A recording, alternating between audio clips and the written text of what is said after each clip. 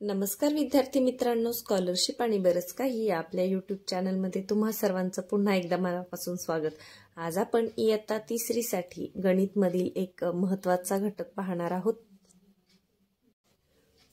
तो म्हणजे रुपये आणि पैसे यांचं जे रूपांतर असतं त्याच्यावर कशा प्रकारची उदाहरणे येतात आणि आपण ती पटापट कशी सोडवायची याचा आपण अभ्यास करणार आहोत।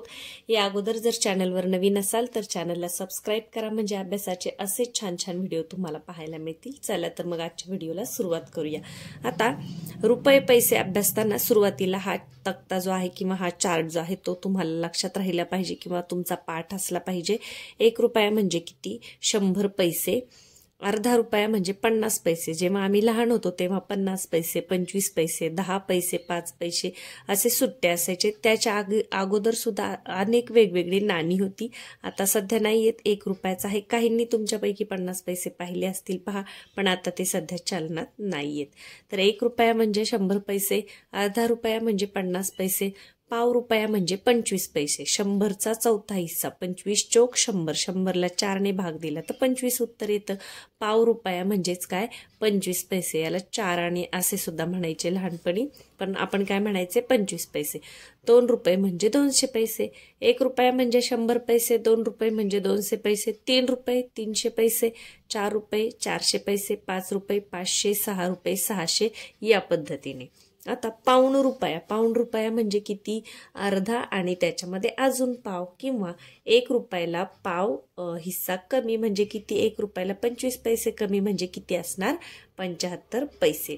सव्वा रुपया म्हणजे 1 रुपया आणि 25 पैसे म्हणजेच 125 पैसे।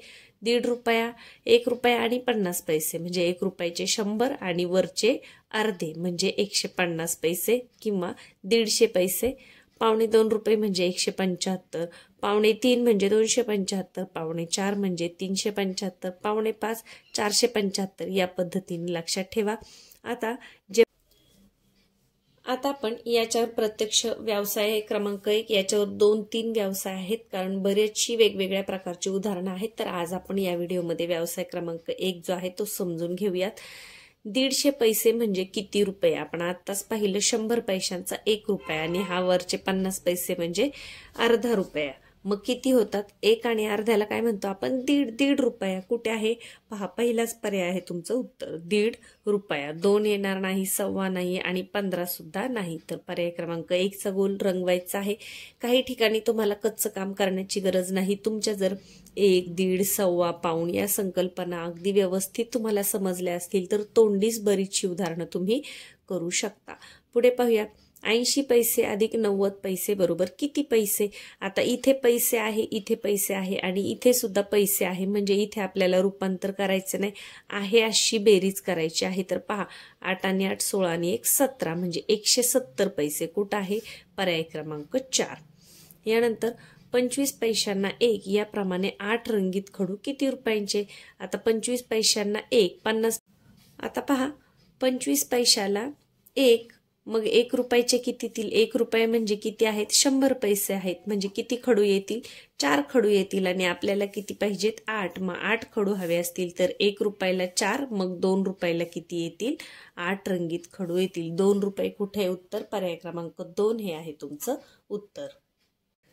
पुढे पाहूयात, पुढील पैकी चुकीची जोडी कोणती? 4.25 रुपये म्हणजे 4 रुपये 25 पैसे बरोबर आहे, कारण पाव हिस्सा किती आहे? 1 रुपयाचा, तर 25 पैसे। मग 4.25 म्हणजे 4.25 बरोबर आहे।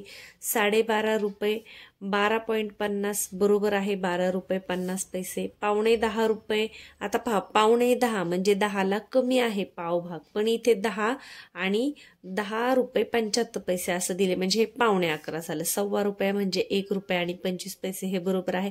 तर चुकीची जोडी कोणती आहे? पावणे 10 रुपये। पावणे म्हणजेच पाव उणे असं लक्षात ठेवा, पाव उणे, 10ला पाव उणे आहेत, म्हणजे मग 9 रुपये 75 पैसे असं इथं उत्तर हवं होतं। तर शब्दावरून सुद्धा तुम्ही लक्षात ठेवू शकता आणि इथे कच्चं काम करण्याची काहीच गरज नाही, आपण तोंडीच ही उदाहरणं सोडू शकतो। पुढे पहा, वासंतीने 8 रुपये 50 8.50 रुपये पेन आणि 4.50 रुपयाची वही घेतली तर तिचा एकूण खर्च किती झाला। आता इथे तुम्हाला काय करायचंय, सरळ सरळ बेरीज करायचे। 8.50 आणि 4.50 यांची बेरीज करा। पॉइंटच्या खाली पॉइंट मांडायचं। पॉइंट का घेतले, मध्ये हे रुपये आहे आणि हे पैसे आहे म्हणून। तर 4.50 असं करा, 4.50 रुपये आणि सरळ सरळ यांची बेरीज करा। पहा 0, 5 आणि 5 10शी 0, हातचा आला 1। पहा इथे पॉइंट देऊन घेतला आपण। 8 आणि 4 12 आणि 1 13।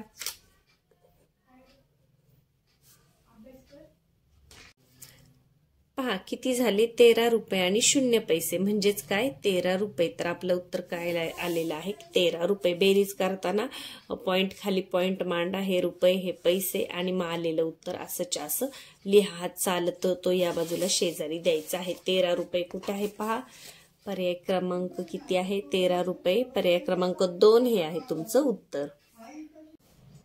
पुढचा प्रश्न पहा, 9.5 रुपये म्हणजे किती पैसे। आता 1 रुपये म्हणजे 100 पैसे, मग 9 रुपये म्हणजे किती, 900 पैसे आणि 9.5 म्हणजे अर्धा त्यात मिळवायचा म्हणजे 950। तर 950 कुठे आहे पहा, पर्याय क्रमांक 2। इथे सुद्धा तुम्हाला कच्चं काम पेन्सिलने किंवा पेनने करत बसायची गरज नाही। पुढचा प्रश्न पाहूयात, 50 पैशांची 20 नाणी देऊन त्या रकमेत 2 रुपयांची किती नाणी येतील। आता 50 पैशांची 20 नाणी, पहिल्यांदा हे काय करा, कच्चं करून घ्या। आता 50 पैशांची 20 नाणी हे असं केले। 50 पैशांची 20 नाणी म्हणजे किती, 10 रुपये झाले, कारण 2 50 पैसे म्हणजे 1 रुपया। मग 50 पैशांची 20 नाणी म्हणजे 10 रुपये आणि मग 2 रुपयाची नाणी किती येईल विचारले ना, तर 2 ने भाग द्या। 2 पंचे 10 म्हणजे 2 रुपयाची किती नाणी असतील, 5 नाणी असणार आहेत किंवा 5 नाणी येतील। कुठे आहे पहा, पर्याय क्रमांक 3 हे आहे तुमचं उत्तर। पुढचा प्रश्न पहा, अमोल जवळील 75 रुपयांमध्ये 5 व 10 रुपयाच्या नोटांची संख्या समान आहे, तर 5 रुपयाच्या नोटांची संख्या किती।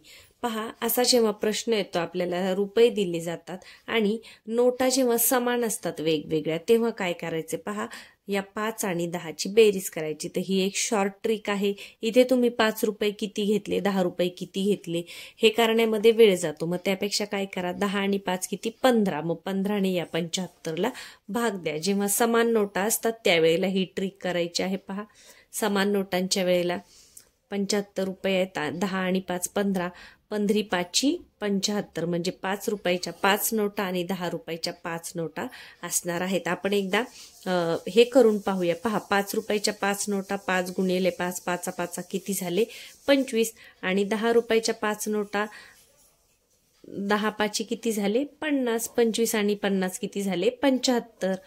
तर ही एक शॉर्ट ट्रिक आहे, ही लक्षात ठेवा। जेव्हा एखादी तुम्हाला रक्कम दिली जाते आणि समान नोटा असतात 5 रुपयाच्या 10 रुपयाच्या किंवा आणखीन काही, तेव्हा त्या दोन्ही नोटांची बेरीज करा आणि जी रक्कम दिलेली आहे, जे रुपये दिलेले आहेत त्याला भाग द्या आणि या पद्धतीने तुमचं उत्तर अगदी अर्ध्या मिनिटाच्या आतमध्येच येतं। तर पर्याय क्रमांक 4 हे आहे तुमचं उत्तर।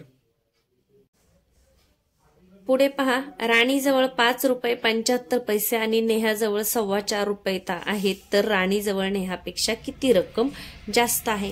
राणीजवळ किती आहेत, 5 रुपये आणि 75 पैसे म्हणजे 5.25 रुपये आहेत राणीजवळ आणि नेहाजवळ 4.25 आहेत। तर इथे आपण लिहून घेऊ राणी आणि नेहाजवळ 4.25 म्हणजे 4 रुपये आणि 25 पैसे। तर मग किती रुपये जास्त आहेत असं विचारलं तर मग आपल्याला काय करावं लागेल, वजाबाकी करावी लागेल। फरक काढताना आपण वजाबाकी करतो। 5 5 गेले 0, 7 मधून 2 गेले किती उरले 5 आणि 5 4 गेला 1 रुपया 50 पैसे म्हणजे 1.5 रुपया जास्त आहे। तर कुठे आहे पहा, 1 रुपया 50 पैसे। पर्याय क्रमांक 2 हे आहे तुमचं उत्तर। इथे फरक विचारलाय म्हणून मोठ्या संख्येतून छोटी संख्या वजा केली। फक्त मोठी संख्या जी आहे त्यांनी अंकात दिलेली आहे आणि लहान संख्या जी आहे ती त्यांनी अक्षरात दिलेली आहे।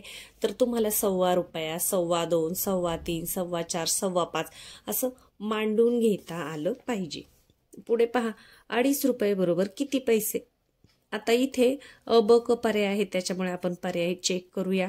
2.5 रुपये बरोबर 250 पैसे बरोबर आहे। आता पहा 250 म्हणजे असे येणार 250 म्हणजे हे 2 रुपये आणि हे 50 पैसे म्हणजेच 2.5 रुपये.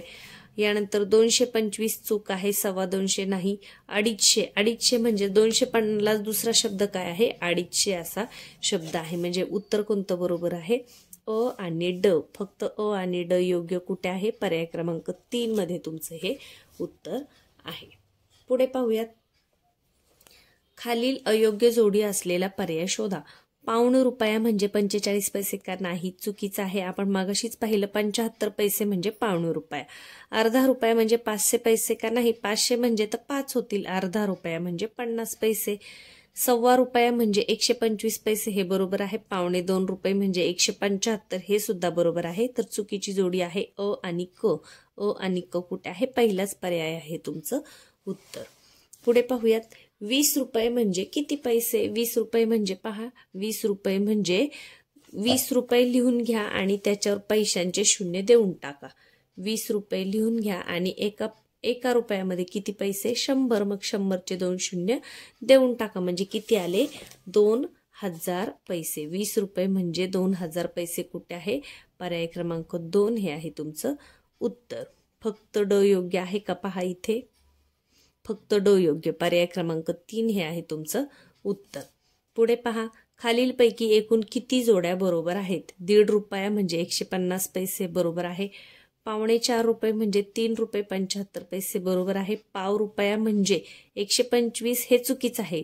सव्वा रुपया म्हणजे 125 पैसे, हे पाव रुपया होत नाही. पाव रुपया म्हणजे फक्त 25 पैसे. 5 रुपये म्हणजे 500 पैसे बरोबर आहे. तर किती जोड्या बरोबर आहेत, 1, 2 आणि 3 कुठे आहे पहा, पर्याय क्रमांक 1 हे आहे तुमचं उत्तर. जर तुमच्या सव्वा पावणे हे जर व्यवस्थित लक्षात राहिलं तर बरीचशी उदाहरणं अशी असतात की ज्याच्यासाठी तुम्हाला कच्चं काम करावं लागत नाही, तर ती तुम्ही तोंडीत सोडवू शकता. तर या व्हिडिओमध्ये आपण व्यवसाय 1 सोडवलेला आहे. पुढच्या व्हिडिओमध्ये आपण व्यवसाय 2 आणि त्याच्या पुढच्या व्हिडिओमध्ये व्यवसाय 3 हा सोडूयात. याच्यावर 3 व्यवसाय आहेत. पुढे याच्यापेक्षाही थोडीशी अवघड अशी गणित आहेत. अवघड म्हणजे अवघड नाही म्हणता येणार, त्याच्यासाठी आपल्याकडे सोप्या ट्रिक दिलेल्या आहेत. तर नक्कीच तुम्ही लक्षात ठेवा. नाणी नोटांची संख्या जेव्हा समान असते तेव्हा त्यांची बेरीज करा आणि एकूण रकमेला भाग द्या. भाग देण्यासाठी किंवा कोणतीही गणिती क्रिया करण्यासाठी पाढे पाठ असणं खूप महत्वाचं आहे. म्हणून रोज पाढे पाहून म्हणा, 2 वेळेला म्हणा, सकाळ संध्याकाळ तुमचे पाढे अगदी तोंडपाठ होतील. मंथनमध्ये जर चांगलं यश मिळवायचं असेल तर मराठी आणि इंग्रजीची शब्दसंपत्ती रोज वाचणे, पाढे म्हणणे हे खूप महत्वाचं आहे. त्यामुळे 1 मिनिटाच्या आतमध्ये तुमचं उदाहरण सुटत असतं. चला तर मग व्हिडिओला लाईक करायला विसरले असेल तर लाईक करून घ्या. चॅनलवर नवीन असाल तर सबस्क्राईब करा. उद्याच्या व्हिडिओमध्ये आपण व्यवसाय 2 मधील नाणी नोटांवरचे जे प्रश्न आहेत ते सोडून घेऊयात.